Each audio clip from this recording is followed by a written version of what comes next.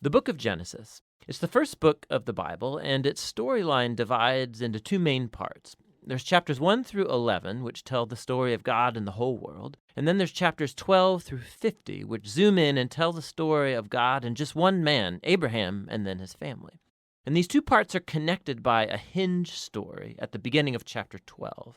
And this design, it gives us a clue to how to understand the message of the book as a whole and how it introduces the story of the whole Bible.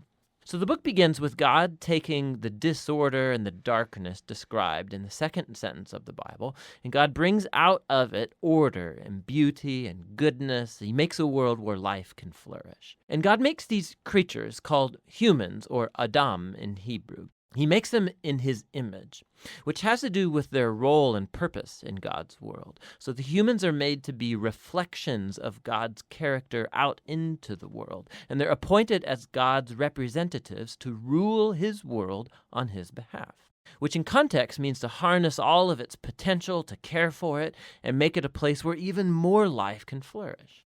God blesses the humans. It's a key word in this book. And he gives them a garden. It's like a place from which they begin starting to build this new world. Now, the key is that the humans have a choice about how they're going to go about building this world. And that's represented by the tree of the knowledge of good and evil.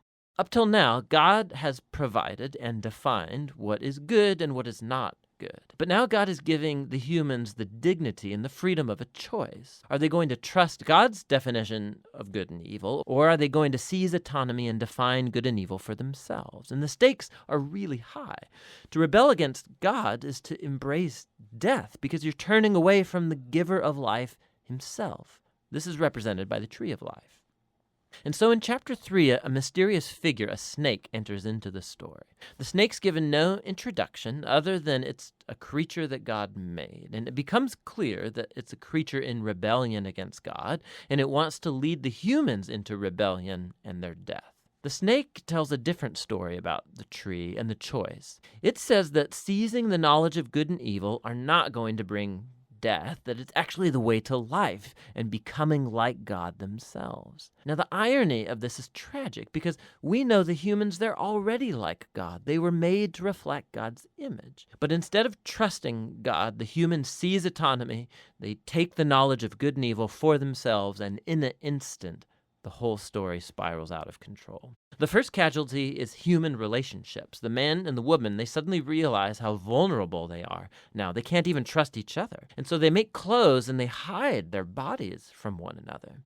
The second casualty is that intimacy between God and the humans is lost. So they go and run and hide from God, and then when God finds them, they start this game of blame shifting about who rebelled first. Now, right here, the story stops, and there's a series of short poems where God declares to the snake and then to the humans the tragic consequences of their actions. God first tells the snake that despite its apparent victory, it is destined for defeat, to eat dust. God promises that one day a seed or a descendant will come from the woman who's going to deliver a lethal strike to the snake's head, which sounds like great news, but this victory is going to come with a cost because the snake too will deliver a lethal strike to the descendant's heel as it's being crushed. It's a very mysterious promise of this wounded victor. But in the flow of the story so far, you see this is an act of God's grace. The humans, they've just rebelled, and what does God do? He promises to rescue them. But this doesn't erase the consequences of the humans' decision. So God informs them that now every aspect of their life together, at home and out in the field, it's going to be fraught with grief and pain because of the rebellion, all leading to their death. From here, the story then spirals downward. Chapters 3 through 11, they trace the widening ripple effect of the rebellion and of human relationships fracturing at every level. So there's a story about two brothers, Cain and Abel. Cain's so jealous of his brother that he wants to murder him. And God warns him not to give in to the temptation, but he does anyway. He murders him in the field. So Cain then goes on to build a city where violence and oppression reign. And this is all epitomized in the story of Lamech. He's the first man in the Bible to have more than one wife. He's accumulating them like property. And then he goes on to sing a short song about how he's more violent and vengeful than Cain ever was. After this, we get an odd story about the sons of God, which could refer to evil angelic beings, or it could refer to ancient kings who claimed that they descended from the gods.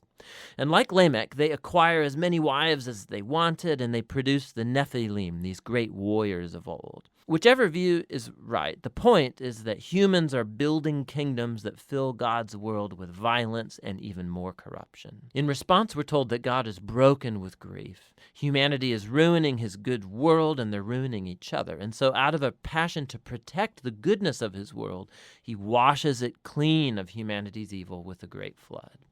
But he protects one blameless human, Noah, and his family, and he commissions him as a new Adam. He repeats the divine blessing and commissions him to go out into the world. And so our hopes are really high, but then Noah fails too, and also in a garden.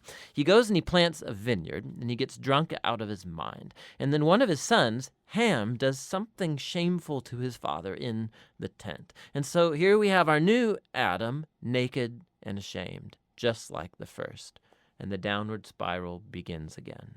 It all leads to the foundation of the city of Babylon. The people of ancient Mesopotamia, they come together around this new technology they have, the brick. And they can make cities and towers bigger and faster than anybody's ever done before. And they want to build a new kind of tower that will reach up to the gods, and they will make a great name for themselves. It's an image of human rebellion and arrogance. It's the garden rebellion now writ large. And so God humbles their pride and scatters them. Now, this is a diverse group of stories, but you can see they're all exploring the same basic point. God keeps giving humans the chance to do the right thing with his world, and humans keep ruining it. These stories are making a claim that we live in a good world that we have turned bad, that we've all chosen to define good and evil for ourselves, and so we all contribute to this world of broken relationships, leading to conflict and violence and ultimately death. But there's hope.